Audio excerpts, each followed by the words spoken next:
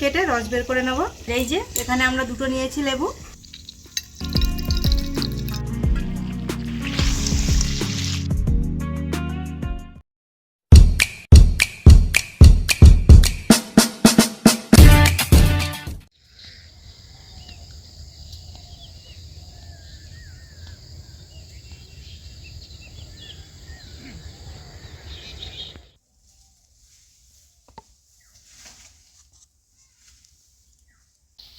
নমস্কার, রূপসা রান্নাঘরের নতুন একটা ভিডিওতে আপনাদের সবাইকে স্বাগত।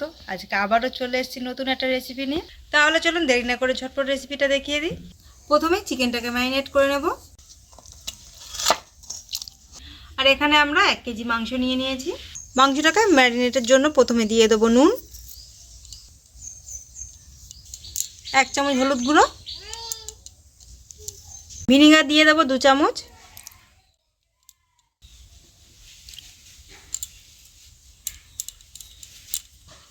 দিয়ে দেবো একটা ডিম,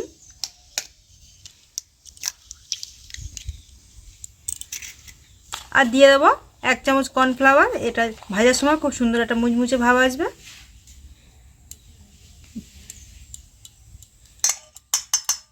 সব কিছু একসাথে খুব ভালো করে মেখে নেব। এটা কিন্তু মেখে আধ ঘন্টা রেখে দিতে হবে।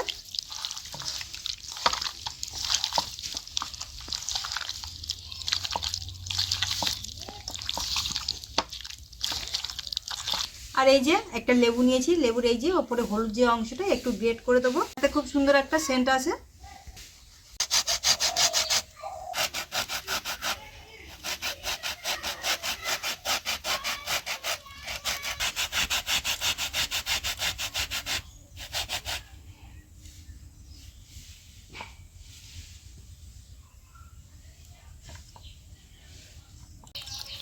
বেশি দেওয়া দরকার নেই, অল্প একটু দিলেই হবে, তাতে সেন্টটা খুব সুন্দর মাংসের মধ্যে আসবে। মাংসটাকে আধ ঘন্টা ম্যারিনেট করে রেখে দেবো।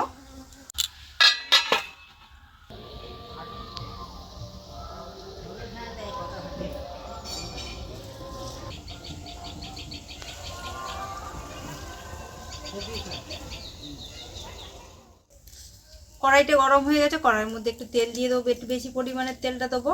যে মাংসগুলো ম্যারিনেট করে রেখেছিলাম মাংসগুলোকে একটু ভেজে নেব।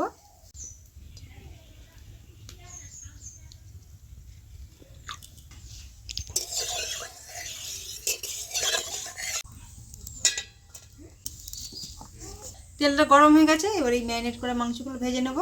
আর পিসগুলো আমরা এইরকম সাইজে রেখেছি, খুব ছোট নয় আর বেশি বড়ও নয়।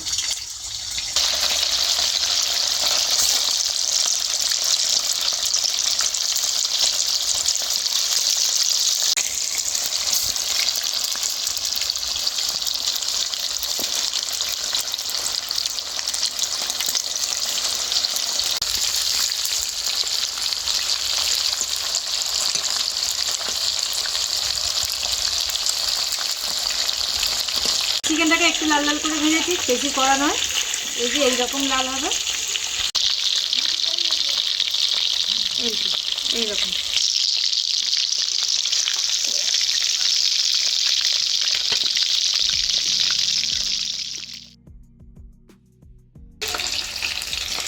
এই যে একটা চিকেন লেগ পিস।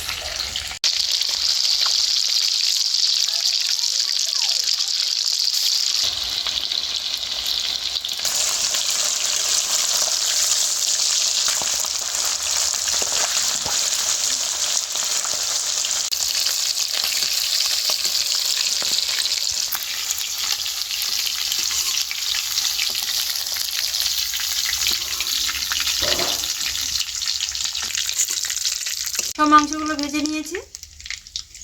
এইবারে দিয়ে দেবো কড়াইতে মাংস ভাজার তেলের মধ্যে পেঁয়াজ। আর মাংস ভেজেছিলাম একটু বেশি তেলের, তেল একটু তুলে নিয়েছি, অল্প একটু তেল দিয়েছি। মধ্যে দিয়ে দেবো পেঁয়াজ কুচি। আমরা এখানে মাঝারি সাইজে দুটো পেঁয়াজ নিয়েছি।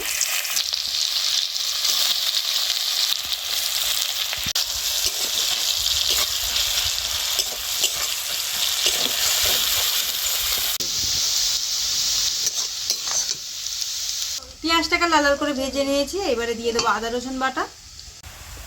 আদা রসুন দিয়ে দিচ্ছি 3 চামচ।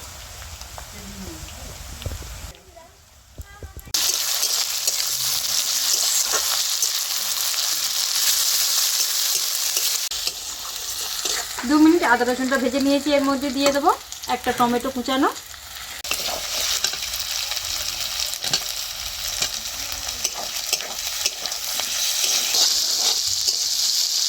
এইবারে এই ভাজা মশলার মধ্যে দিয়ে দেবো বাকি মশলাগুলো।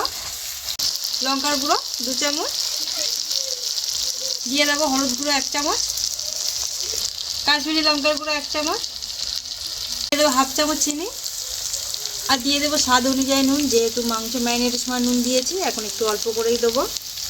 আর দিয়ে দেবো 2 চামচ টমেটো সস।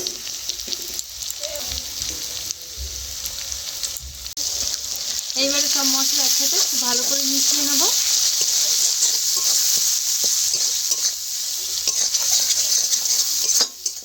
আর দিয়ে দেবো পাতিলেবুর রস। এখানে আমরা হাফটা দিয়েছি পাতিলেবুর রস। এইবারে দিয়ে দেবো ভেজে রাখা মাংসগুলো।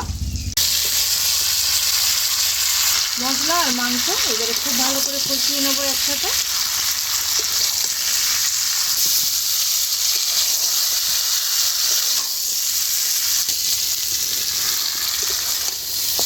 মাংস কষানোর সময় অল্প একটু জল দেবো।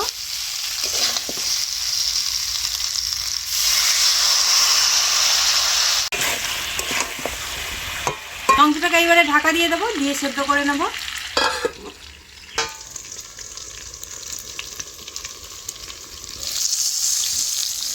আমাদের দিকে চিকেনটা ততক্ষণ ঢাকা দিয়ে সেদ্ধ করে নিচ্ছি। আর এই অরেঞ্জ চিকেনের মেন উপকরণ হলো এই যে অরেঞ্জ লেবু। আজকে এটাকে কেটে রস বের করে নেব।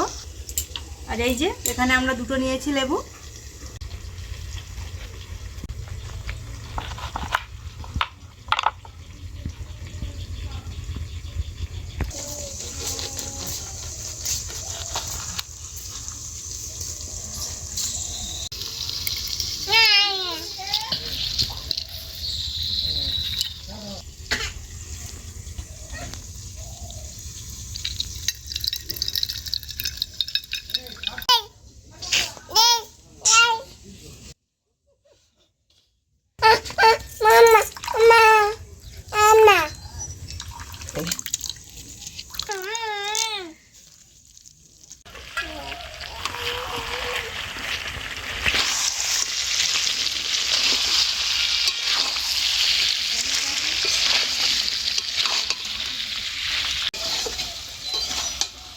মাংসটা খুব সুন্দর সেদ্ধ হয়ে গেছে। এবারে দিয়ে দেবো গরম মশলার গুঁড়ো, দিয়ে দেবো 1/2 চামচ গরম মশলার গুঁড়ো।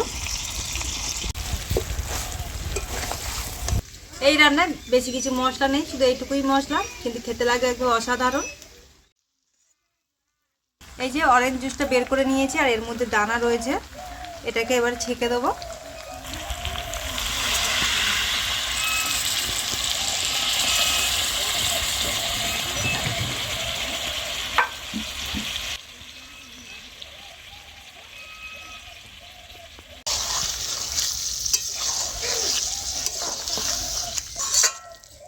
অরেঞ্জ জুসটা দিয়ে বেশিক্ষণ ফোটানো যাবে না, 1 মিনিট ফুটিয়ে নিয়েই নামিয়ে নিতে হবে।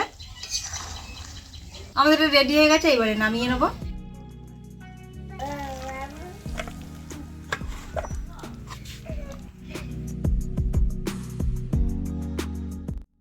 আমাদের রেসিপি রেডি হয়ে গেছে, আপনারা এইভাবে বানিয়ে খেয়ে দেখবেন, দারুণ লাগবে।